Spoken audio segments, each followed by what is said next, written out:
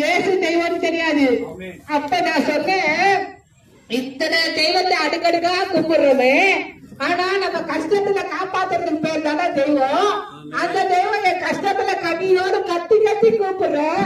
கஷ்டத்துல எந்த தெய்வம் வந்து காப்பாத்த வரலையே. உலகத்துல தெய்வம்னு இருக்கிறது உண்மையா இருந்தா அப்போ அந்த தெய்வம் உலகத்துல வந்து இப்ப எனக்கு முன்னால தரிசனம் ஆகணும் அப்படின்னு சொல்லிட்டு ஆண்டவர் நோக்கி, யார் கடவுளுக்கு எனக்கு தெரியாது, இந்த இயேசுதான் தெய்வம் எனக்கு தெரியாது.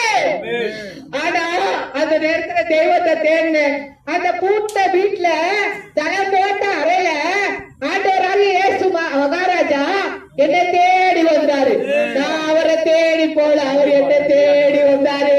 தேடி வந்த தெய்வத்துக்கு கோடி சோதரம்.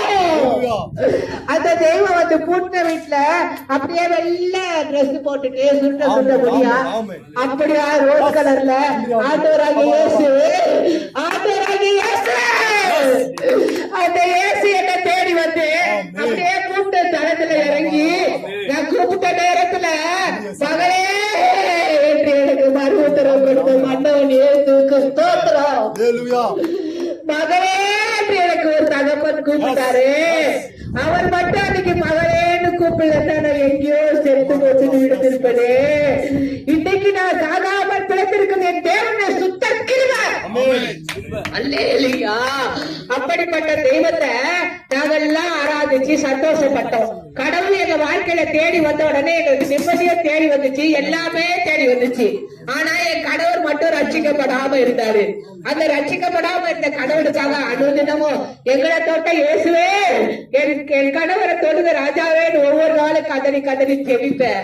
அந்த ஜெபத்தை கேட்ட கர்த்தரு எங்க வீட்டுக்காரர் இன்னைக்கு நினைவு நாளை கொண்டாடுற நாள்ல அவர் என்ன சொன்னாரு, 5 மாசத்துக்கு முன்னால நீங்க வந்து இயேசுவை தேடி நீங்க போயிட்டீங்க. எங்க பொண்ணு கேட்பாங்க, எங்க வீட்டுக்காரர் கேட்பாரு, என்ன எடுக்கமா இன்னைக்கு ஞாயிற்றுக்கிழமை, கறி எடுக்கவா மீன் எடுக்கவான்னு கேட்பாரு. இல்லப்பா ஞானஸ்தானம் எடுப்பான்னு சொல்லு எங்க பொண்ணு. அது சொல்லும் போது எங்க வீட்டுக்காரு ஒரு நாள் அவருக்கு கர்த்தர் வந்து அவருக்கு உணர்வை கொடுத்தாரு. நீங்க எடுத்த அதே சபையில நானும் ஞானஸ்தானம் எடுத்துக்கிறேமா அப்படின்னு சொல்லிட்டு, மனுஷன் உலகம் முழுவதும் ஆதாயப்படுத்தி கொண்டாலும் தன் ஜீவனை நஷ்டப்படுத்தினா அவருக்கு லாபம் என்ன? மத்தேயு 6:33 படியாக என் ஆண்டவராகிய இயேசு என் கணவர் ரட்சிக்கப்படணும்னு கதறி உலகம் முழுசு ஆதாயப்படுத்தி கொண்டாலும் மனுஷன் நரகத்துக்கு போனா பூச்சி புடுங்க புழு கிடைக்கும், போற பூச்சி போற புழு பூச்சி படுக்க புழு போற அந்த நரகத்துக்கு செத்து போனோன்னு ஆத்மாவை நம்ம நாசம் பண்ணிக்க கூடாது.